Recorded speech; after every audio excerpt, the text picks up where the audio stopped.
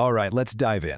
Today, we're going to take a look under the hood at your body's amazing fuel management system. It's a system that's running every single second of every day, and it really all comes down to one thing: blood sugar. You know that feeling, right? That sudden shakiness when you've waited too long to eat? Or what about that wave of exhaustion that hits you right after a big lunch? Well, turns out, those feelings are basically your body sending you a live status report from its fuel management control center. So let's basically open up the owner's manual for your body's engine. We're going to explore how it takes in fuel, how that fuel gets distributed, and what it really means for your levels to be perfectly tuned or, when they're a little bit off. Okay, so like any great system, this one has its key players. And in our body's engine, everything, and I mean everything, starts with the fuel.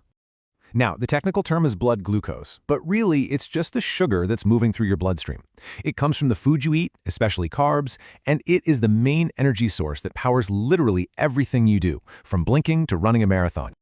But how do we get that fuel from the bloodstream, the highway, into the cells that actually need it? Well, that's where insulin comes in. Think of insulin as the key. It's a hormone your pancreas makes, and its job is to unlock your cells so all that valuable glucose can get inside and get to work. The whole process is actually a really elegant and efficient chain of events. So, you eat something. Your body breaks it down into glucose, which then enters your blood.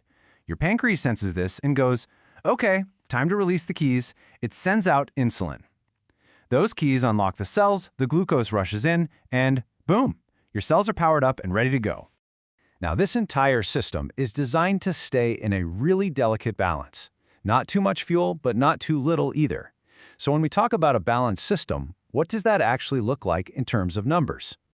Well, to keep an eye on this balance, doctors and healthcare professionals use some pretty standard ranges. This table here, which comes from the CDC, shows the levels for a fasting blood sugar test. As you can see, anything below 99 is generally considered normal, while the numbers start to point toward prediabetes or diabetes as they get higher. And these numbers aren't just for a one-time diagnosis. They're super important for day-to-day management too. For a lot of adults with diabetes, a common target range before eating a meal is right here, somewhere between 80 and 130. And to put that in perspective, a normal level is like having just under a teaspoon of sugar dissolved in all the blood in your body. It's an incredibly fine-tuned system. But what happens when things go wrong? When that fine-tuned system gets out of balance? Well, you can either end up running on empty or with an engine that's completely overloaded with fuel it just can't use. Let's break it down. On one side, you've got hypoglycemia, which is low blood sugar. This is that running on empty feeling we talked about, the shakiness, the dizziness, that intense hunger. It can happen if you skip a meal or maybe from too much insulin. Then, on the other side, you have hyperglycemia, or high blood sugar. That's the overloaded engine. This is when you might feel super thirsty or tired because there isn't enough insulin to move all that extra fuel out of the blood. Okay, so knowing the problems is one thing, but how do you actually keep the system running smoothly?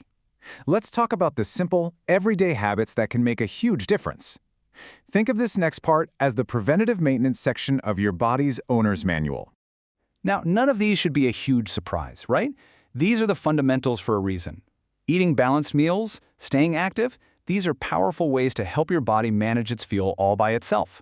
And getting good sleep? That's not just about feeling rested. It's absolutely crucial for keeping your body sensitive to insulin. And on the flip side, here are some of the things that can really throw a wrench in the works. Frequent sugary drinks, for example, just flood the system with way too much fuel all at once. Skipping meals creates that running on empty drama.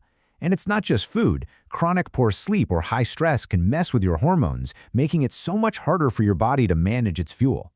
And ignoring symptoms, that's kind of like driving with the check engine light on. Never a good idea. Which brings us to a really important point. Sometimes you just need to call in a professional.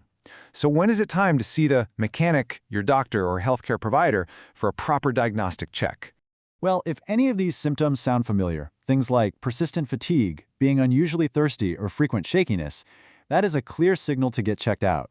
Catching things early is just so important, especially because these symptoms can be pretty subtle at first. When you get right down to it, it all comes down to this idea. Blood sugar is not just about sugar.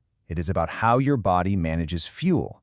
It's not just about what you eat or avoiding candy, it's about supporting this incredible system that powers your entire life. So, we'll leave you with this question. Is your body's fuel system trying to tell you something? Because just listening to its signals is the very first step toward keeping that engine running smoothly for a long, long time to come. Thanks for joining us.